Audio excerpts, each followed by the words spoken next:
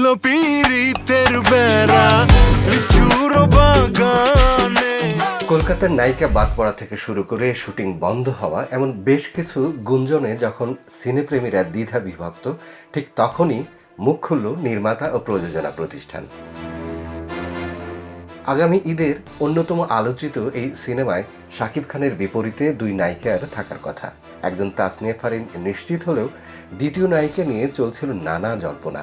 কলকাতার অভিনেত্রী জ্যোতির্ময়ী কুণ্ডুর নাম শোনা গেলেও তিনি একে গুজব বলে উড়িয়ে দিয়েছেন।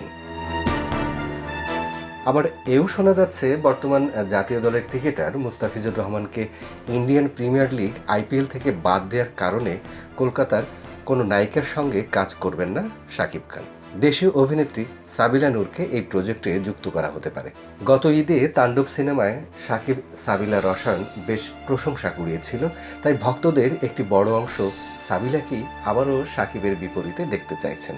শুধু তাই নয়, ভারতের সঙ্গে ভিসার জটিলতার কারণে শুটিং পিছিয়ে যাওয়া এবং ছবিটির মুক্তি অনিশ্চিত এমন খবরেও উত্তাল সোশ্যাল মিডিয়া। ফলে দর্শক ও সিনে ভক্তদের একাংশের মাঝে বেশ হতাশা দেখা যায়। এমন সময়ে সব জল্পনায় জল ঢেলে দিল ছবিটির প্রযোজনা প্রতিষ্ঠান।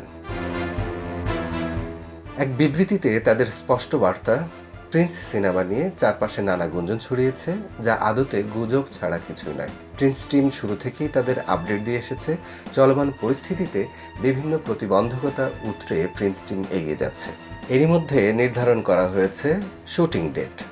সুবিধামতো সময়ে ফার্স্ট লুক পোস্টার প্রকাশ করা হবে।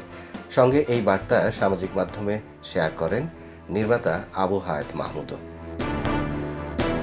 প্রিন্স সিনেমাটি ৯০ দশকের ঢাকা শহরের আন্ডারওয়ার্ল্ডের গল্প নিয়ে নির্মিত হতে যাচ্ছে। ক্রাইম, অ্যাকশন, লাভ আর ইমোশনের মিশেলে তৈরি ছবিটির প্রথম পোস্টার গত বছরই দর্শকদের মাঝে ব্যাপক ঝড় তুলেছিল। সবকিছু ঠিক থাকলে আগামী ঈদুল ফিতরেই বড় পর্দায় মেগাস্টার শাকিব খানের প্রিন্স দেখা যাবে।